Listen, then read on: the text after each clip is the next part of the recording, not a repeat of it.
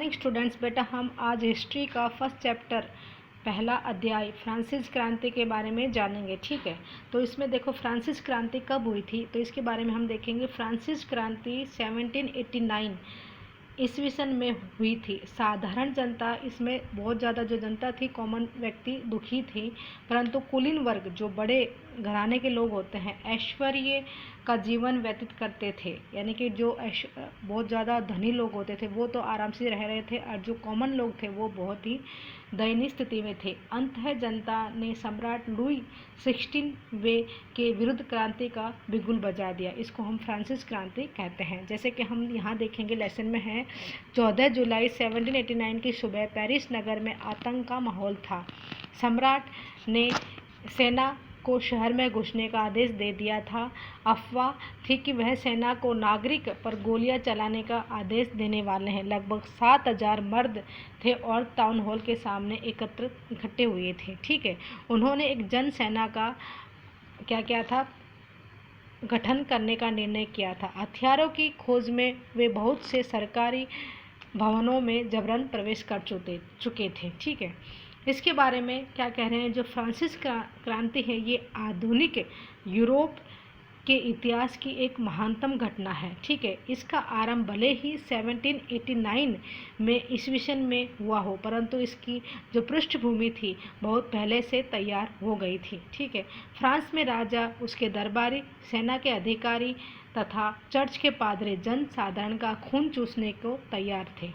इन्हें कोई कर नहीं देना पड़ता था। करों का सारा बोझ जनता पर था। आम आदमी राज्य की सेवा करना चाहता था, परंतु योग्यता होने पर भी वह उच्च पद प्राप्त नहीं कर पा रहे थे। किसान तो दास्ता यानी कि गुलामी में पैदा होता था और गुलामी में ही मर जाता था। 1789 ईस्वी सन में स्थिति और भी गंभीर हो गई थी और क्रांति की ज्वाला भड़क उठी। संक्षिप्त में हम अगर शॉर्ट में कहें तो फ्रांसीसी क्रांति की शुरुआत बहुत ज़्यादा अलग अलग विपरीत परिस्थितियों से हुई थी। ठीक है, उसमें एक है राजनीतिक परिस्थितियाँ कैसी थी, उसके बारे में देखेंगे हम। जैसे फ्रांस के राजा स्वेच्छाचारी थे और वे राजा के दैवीय अधिकारों में विश्वास रखते थे। सम्राट की इच्छा ही कानून थी, वह अपनी इच्छा से युद्ध अथवा संधि करता था। सम्राट लुई 14वां तो यहाँ तक कहता था कि मैं ही राज्य हूँ, यानी कि मैं ही भगवान हूँ, मैं ही राज्य हूँ।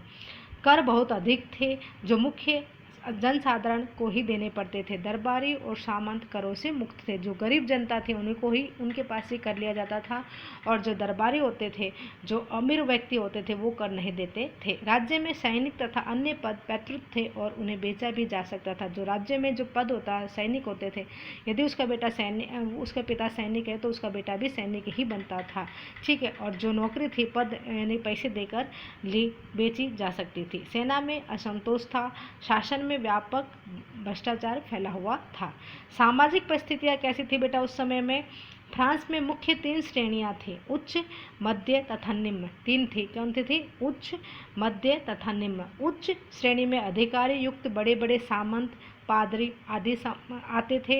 इन लोगों को कोई कर नहीं देना पड़ता था। योग्य न होने पर भी वे राज्य के बड़े बड़े पदों पर आसीन थे, यानी कि उनके अंदर जो क्वांटिटी होती है यानी क्वालिटी होती है, क्वालिटी यानी कि कोई भी पद प्राप्त करने के लिए जो क्वालिटी होनी चाहिए, उनकी योग्यता होनी चाहिए, वो योग्यता नहीं होती थी, फिर भी वो उनके उच्च अधिकारी बन जाते थे। दूसरे स्टेट में कुलीन वर्ग के लोग आते थे, जो नोबल लोग कहे जाते हैं, वे लोग आते थे। अब वो क्या करते थे, उसके अंदर स्टेट के लोग ही कर अदा करते थे। यहाँ पर दे रखा है, ये आप रीड कर लेना, मैं आपको बीच बीच में से ही पढ़ा रही हूँ। ठीक है, इसमें है दूसरे स्टेट में कुलीन वर्ग के लोग सम्मिलित थे, और उसके अंदर क्या होता था कि तीसरे स्टेट में अर्थात वकील, डॉक्टर तथा शिक्षक वर्ग के लोग सम्मिलित थे। योग्यता होने पर भी ये लोग राज्य के उच्च पदों से वंचित होते थे, यानी कि जो थर्ड स्टेट के जो लोग थे उनमें योग्यता होती थी, फिर भी वो उच्च पद पर नहीं बैठ पाते थे। जनसाधारण भी इस वर्ग में सम्मिलित थे। ठीक है, उन्हें राज्य का भी कर देना पड़ता था और चर्च को भी। इनसे बेगार ली जाती थी और वर्षों से इनका शोषण किया जाता था। ठीक है, अब नेक्स्ट वीडियो में हम बेगार क्या होता है वो पढ़ाएंगे। Thank you.